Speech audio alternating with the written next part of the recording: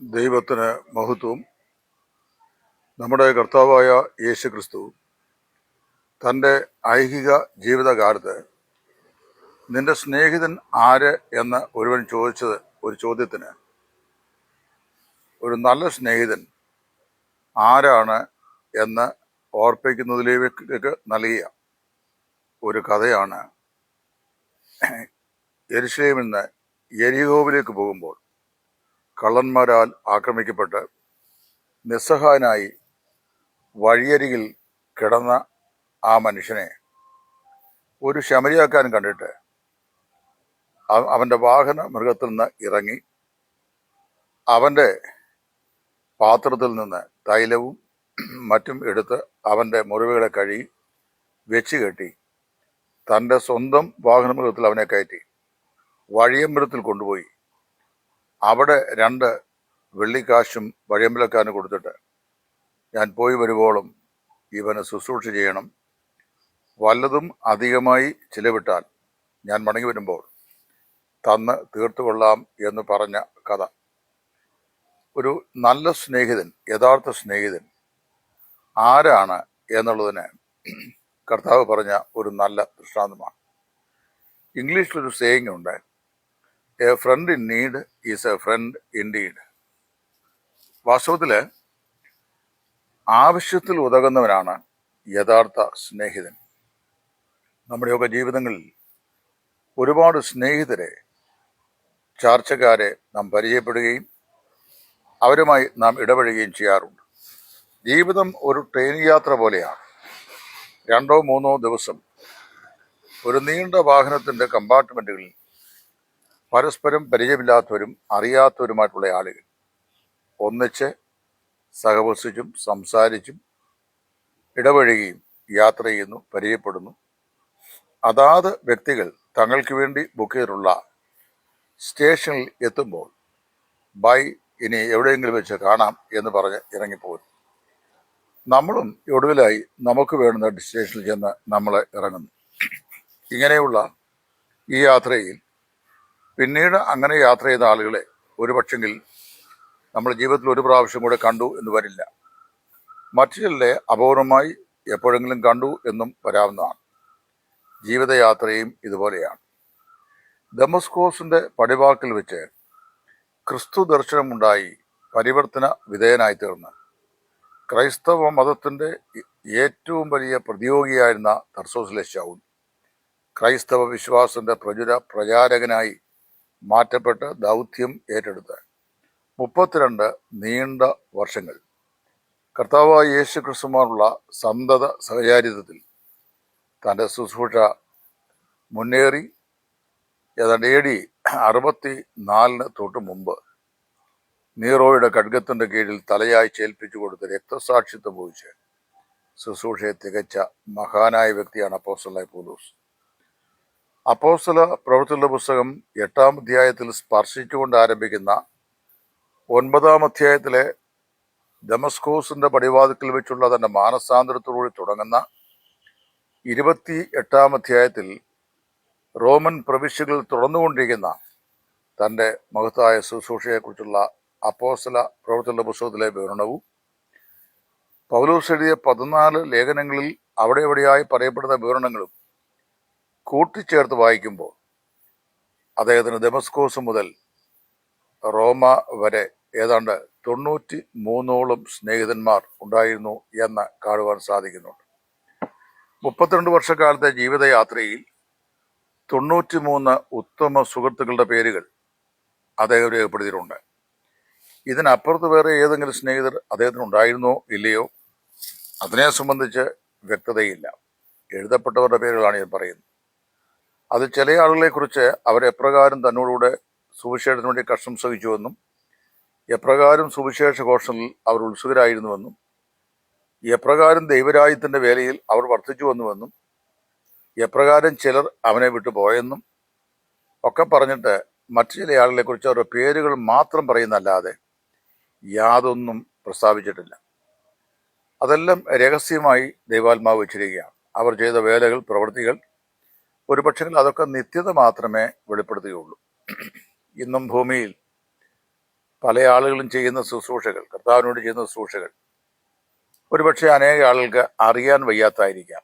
പലരും അറിഞ്ഞാൽ തന്നെ അറിയാം എന്ന് മനസ്സിലാക്കാത്തവരോ അല്ലെങ്കിൽ എന്ന് അറിയാം എന്ന് ചിന്തിക്കാത്തവരോ ആണ്. എന്നാൽ അതിൻ്റെ നടുവിൽ നമ്മുടെ ജീവിതത്തിലെ യഥാർത്ഥ സ്നേഹിതൻ ആരാണെന്ന് നമ്മെ പഠിപ്പിക്കാൻ ഒരു വലിയ പാഠം പൗലോസിന്റെ ജീവിതത്തിൽ നമ്മൾ കാണുന്നു. ഈ 93 സ്നേഹിതന്മാരിൽ പരിച്ഛേദനക്കാൽ ഇവർ മാത്രം എനിക്ക് ദൈവരാജ്യത്തിന്റെ ശുശ്രൂഷകരായിരുന്നു എന്ന് പ്രസ്താവിക്കുന്ന കൊലോസിലേരുന്ന 4-ാം അധ്യായത്തിൽ 2-3 പേരുണ്ട്.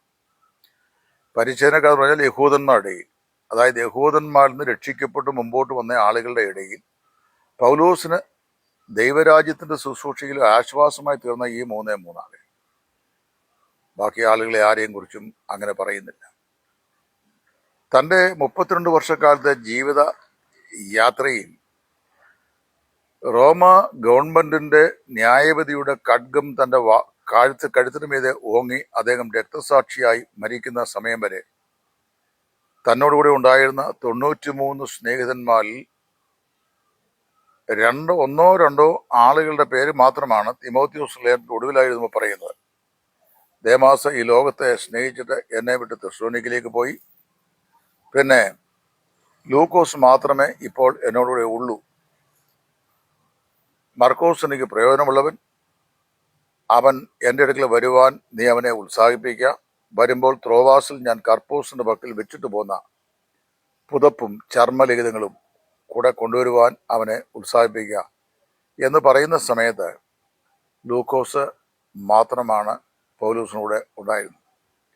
ഇത് പറഞ്ഞ് ഏതാനും ദിവസങ്ങളോ ആഴ്ചകളോ മാസങ്ങളോ കഴിഞ്ഞപ്പോൾ ന്യായവിധിയുടെ ഖഡ്ഗം തൻ്റെ കഴുത്തിന് മീതെ ചാഞ്ഞു വരികയും അദ്ദേഹം മരിക്കുകയും ചെയ്തു.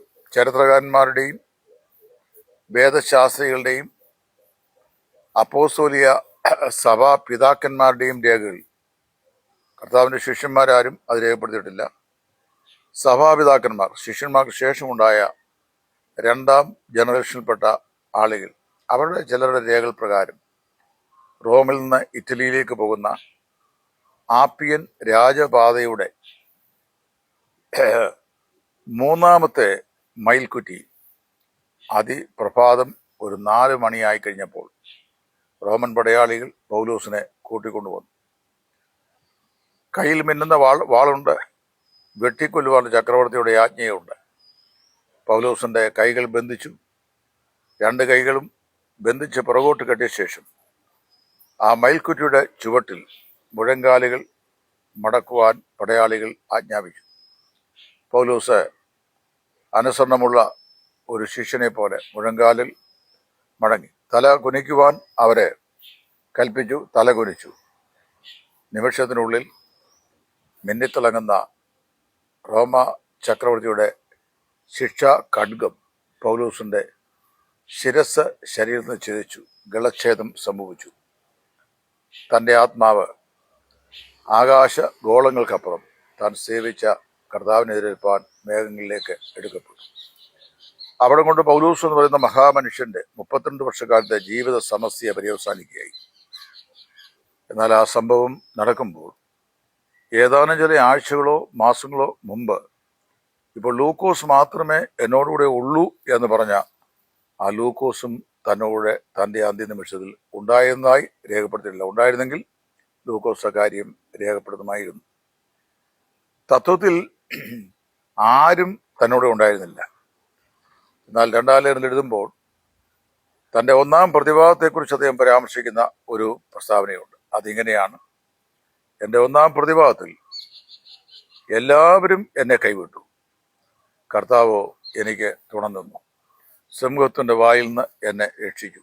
അത് തൻ്റെ ഫസ്റ്റ് ട്രയലിനെ സംബന്ധിച്ചാണ് തോന്നുന്നു. ഏതായാലും പിന്നീട് തൻ്റെ അന്തിമ വിസ്താരം, തൻ്റെ ആ ഗളച്ഛേദനം, ഈ കാര്യങ്ങൾ സംഭവിക്കുമ്പോൾ ആരും തന്നോടുകൂടെ ഉണ്ടായിരുന്നില്ല. ഈ 93 സ്നേഹിതന്മാരും ഓരോരുത്തരായി കാലത്തിൻ്റെ വിരിവിൽ പൗലോസിനെ വിട്ടുപോയി. എന്നാൽ തൻ്റെ ജീവിതത്തിൻ്റെ അന്ത്യം വരെ തനിക്ക് തുണ നിൽക്കുവാൻ, തന്നെ സഹായിക്കുവാൻ, ഈവൻ കർത്താവിന് വേണ്ടി പാനീയ ബലിയായി അർപ്പിക്കപ്പെട്ട ആ രക്തസാക്ഷിത്വ മരണത്തിൽ പോലും അവനെ ആശ്വസിപ്പിക്കുവാൻ അവനെ സ്നേഹിച്ച അവൻ്റെ അരുമനാഥനായ ക്രിസ്തു ഒഴികെ ആരും അവന് ഉണ്ടായിരുന്നില്ല. പ്രിയമുള്ളവരെ, അപ്പോസ്തലനായ പൗലോസിനെ പോലുള്ള സ്വർഗീയ ദർശനം പ്രാപിച്ച ഇത്ര മഹാനായ ഒരു മനുഷ്യന്റെ ജീവിതാന്ത്യത്തിൽ 32 വർഷക്കാലത്തെ സന്തത സഹചാരികളായി അവനോട് സഹവർത്തിച്ച 93 സ്നേഹിതന്മാരിൽ ഒരുവൻ പോലും തന്നോടുകൂടെ ഉണ്ടായിരുന്നില്ലെങ്കിൽ നമ്മിൽ പലരുടെയും ജീവിതത്തിന്റെ അനുഭവം അതാണ്. ആരും സഹായം ഇല്ലാത്ത, ആരും സ്നേഹിക്കാനില്ലാത്ത, സഹോദര എങ്ങനെയുണ്ട്, ക്ഷേമമായിരിക്കുന്നോ എന്ന് ഒരു വാക്കുകൊണ്ട് പോലും ചോദിക്കാനില്ലാത്ത എത്രയോ ആളുകൾ കർത്താവിൻ്റെ ശുശ്രൂഷയിൽ വിവിധ സ്ഥലങ്ങളിലായി അനാദരിക്കപ്പെട്ടവരും മറക്കപ്പെട്ടവരുമായി കഴിയുന്നു. എങ്കിലും ജീവിതത്തിൻ്റെ തീച്ചൂളയുടെ അനുഭവങ്ങളിൽ അവരോട് കൂടെ ഇറങ്ങി വന്ന് അവർക്ക് തുണ നൽകുവാൻ കഴിയുന്ന ഒരേ ഒരു സ്നേഹിതൻ അവനാണ് നമ്മുടെ കർത്താവായ യേശു. ആ യേശുവിനെ സംബന്ധിച്ചാണ് 23-ാം സങ്കീർത്തനത്തിന്റെ 4-ാം വാക്യത്തിൽ, Even though I walk through the valley of the shadow of death, I shall not fear, because you are with me, your staff and rod shall comfort me എന്ന് ദാവീദ് പറയുന്നു. മരണനിഴൽ താഴ്വിൽ കൂടി ഞാൻ നടന്നാലും ഞാനൊരനർത്ഥവും ഭയപ്പെടുകയില്ല. നീ എന്നോട് ഇരിക്കുന്നുവല്ലോ, നിന്റെ വടിയും കോലും എന്നെ ആശ്വസിപ്പിക്കുന്നു.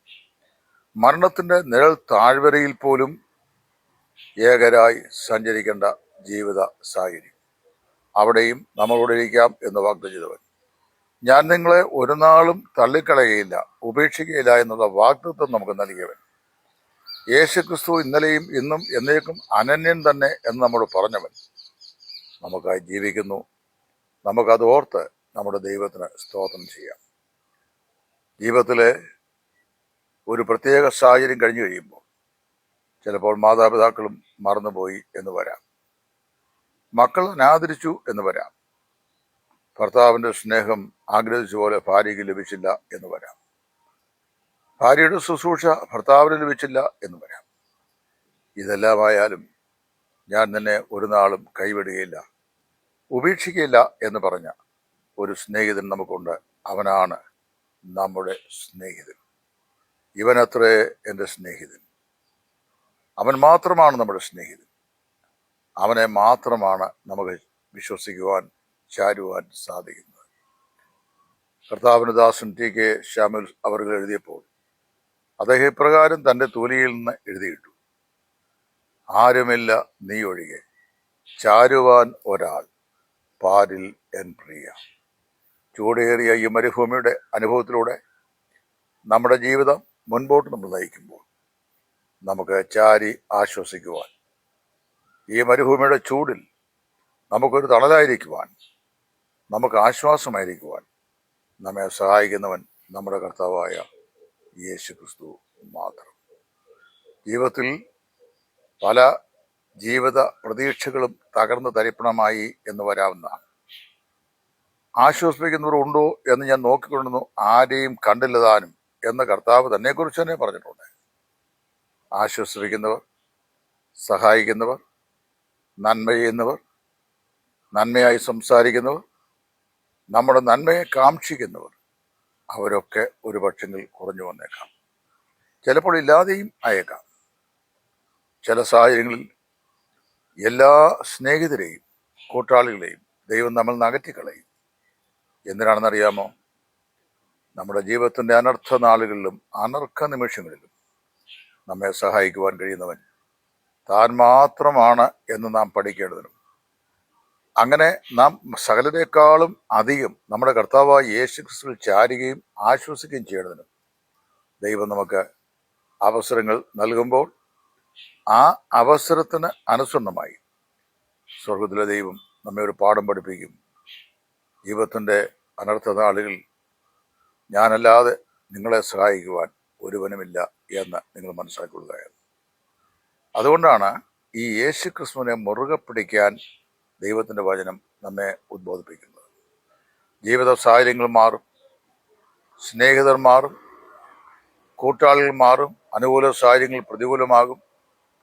മന്ദമാരുതൻ മന്ദമടിക്കിയാൽ കാര്യം സാധിച്ചുപോയി എന്ന് ജീവിത തോണി പുറപ്പെടുന്ന നാളുകളിൽ തോന്നുമെങ്കിലും കുറെ കഴിയുമ്പോൾ അതിന് വിരോധമായി ഈശാനമൂലൻ കൊടുങ്കാറ്റ് ആഞ്ഞടിക്കും.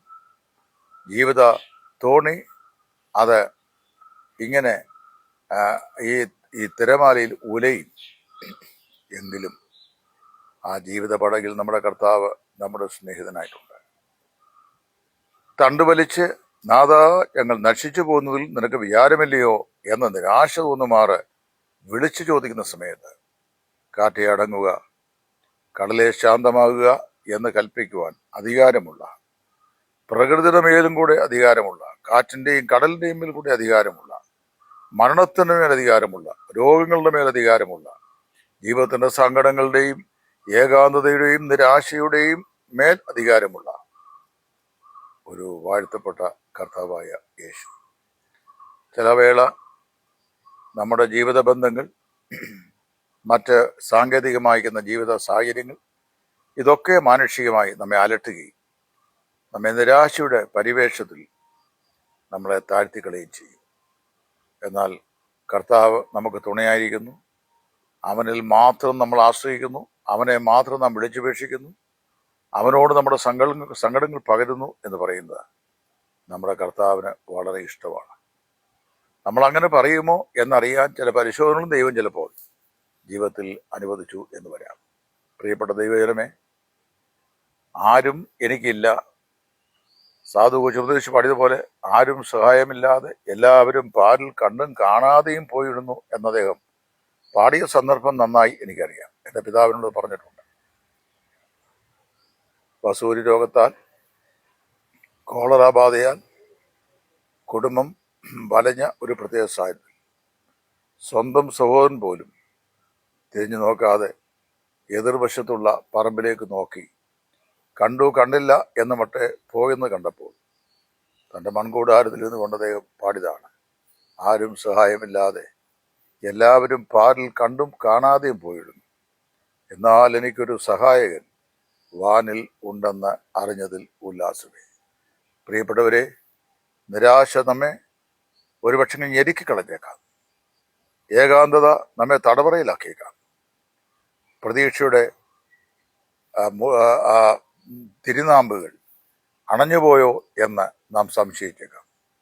എന്നാൽ കർത്താവ് അപ്പുറത്തുനിന്ന് നമ്മോട് ഇങ്ങനെ പറയുന്നു: ഭയപ്പെടേണ്ട, ഞാൻ നിന്നോട് കൂടെ ഉണ്ട്.